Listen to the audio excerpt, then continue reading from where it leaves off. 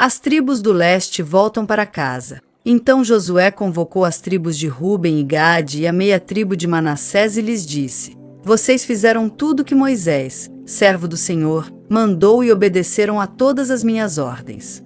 Durante todo esse tempo e até hoje, não abandonaram seus irmãos das outras tribos e tiveram cuidado de obedecer a tudo que o Senhor, seu Deus, ordenou. Agora o Senhor, seu Deus, concedeu descanso a seus irmãos, como prometeu a eles. Portanto, voltem para casa, para a terra que Moisés, servo do Senhor, lhes deu como sua propriedade do outro lado do rio Jordão. Mas tenham muito cuidado de cumprir todos os mandamentos e a lei que Moisés, servo do Senhor, lhes deu.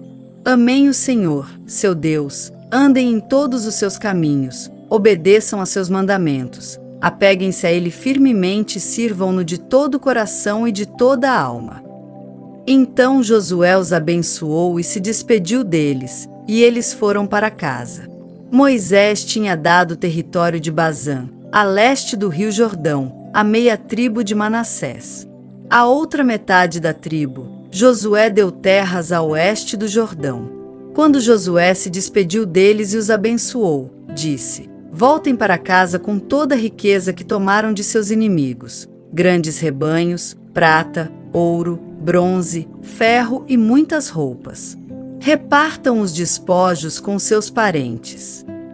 Assim, os homens de Ruben e Gade da meia tribo de Manassés deixaram os outros israelitas em Siló, na terra de Canaã, e partiram para sua própria terra em Gileade, da qual haviam tomado posse de acordo com a ordem do Senhor, por meio de Moisés.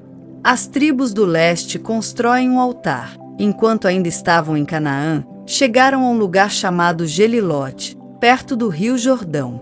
Ali os homens de Ruben e Gade, da meia tribo de Manassés, pararam e construíram um altar grande e imponente. Os outros israelitas souberam que os membros das tribos de Ruben e Gade, da meia tribo de Manassés, haviam construído um altar em Gelilote, nos limites da terra de Canaã, do lado oeste do Jordão. Por isso, toda a comunidade de Israel se reuniu em Siló e se preparou para guerrear contra eles. Antes, porém, enviaram à terra de Gileade uma delegação liderada por Finéias, filho do sacerdote Eleazar, para conversar com as tribos de Ruben e Gade e a meia tribo de Manassés. A delegação era formada por 10 líderes de Israel, um de cada uma das 10 tribos, e todos eles eram chefes de suas famílias dentro dos clãs de Israel.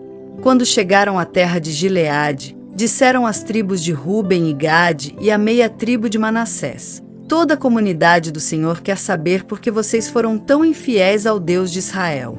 Como puderam se afastar tanto do Senhor? Vocês construíram para si um altar, rebelando-se contra ele. Não bastou o pecado do incidente em Peor? Até hoje, não estamos completamente purificados dele, mesmo depois que a praga feriu toda a comunidade do Senhor. E, ainda assim, vocês abandonam o Senhor. Se hoje vocês se rebelarem contra o Senhor, amanhã ele voltará sua ira contra toda a comunidade de Israel. Se a porção de terra que receberam como herança está impura, passem para o nosso lado, para a terra do Senhor, onde está o tabernáculo do Senhor, e tomem posse de um território entre nós. Mas não se rebelem contra o Senhor nem contra nós, construindo para si um altar que não seja o verdadeiro altar do Senhor, nosso Deus. Quando Acã, descendente de Zerá, foi infiel ao Senhor, roubando as coisas separadas para o Senhor, a ira divina não caiu sobre toda a comunidade de Israel? E Acã não foi o único que morreu por causa do seu pecado. Então os membros das tribos de Ruben e Gade, da meia tribo de Manassés, responderam aos chefes dos clãs de Israel: O Senhor, o poderoso, é Deus. O Senhor, o poderoso, é Deus. Ele sabe a verdade, e que Israel a saiba também. Não construímos o altar por rebeldia nem por infidelidade ao Senhor. Se o fizemos, não poupem nossa vida hoje. Se construímos o altar para nos afastarmos do Senhor ou para apresentarmos holocaustos, ofertas de cereal ou ofertas de paz, que o próprio Senhor nos castigue. A verdade é que construímos este altar por medo de que, no futuro, seus descendentes digam aos nossos: que direito vocês têm de adorar o Senhor, o Deus de Israel? O Senhor pôs o rio Jordão como barreira entre o nosso povo e o povo de Ruben e Gade. Vocês não têm parte com o Senhor. Então seus descendentes poderão impedir os nossos de adorarem o Senhor. Por isso, resolvemos construir o altar, não para oferecer holocaustos ou sacrifícios, mas como testemunho. Ele lembrará aos nossos e os seus descendentes de que nós também temos o direito de servir ao Senhor em seu santuário com holocaustos, sacrifícios e ofertas de paz. Então seus descendentes não poderão dizer aos nossos: vocês não têm parte com o Senhor. Se disserem isso, nossos descendentes responderão: vejam esta réplica do altar do Senhor que nossos antepassados fizeram. Não é para holocaustos nem sacrifícios, é uma lembrança do relacionamento que vocês e nós temos com o Senhor. Longe de nós nos rebelarmos contra o Senhor, ou nos afastarmos dele, construindo nosso próprio altar para holocaustos, ofertas de cereal ou sacrifícios. Somente o altar do Senhor, nosso Deus, que está diante do seu tabernáculo, pode ser usado para esse fim.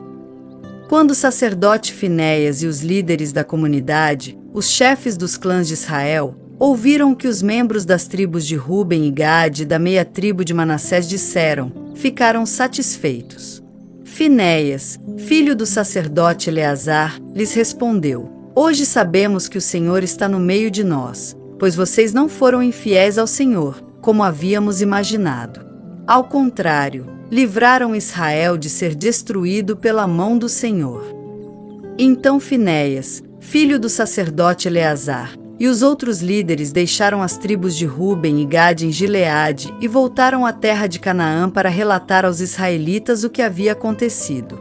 Todos os israelitas ficaram satisfeitos, louvaram a Deus e não falaram mais em guerrear contra Ruben e Gade.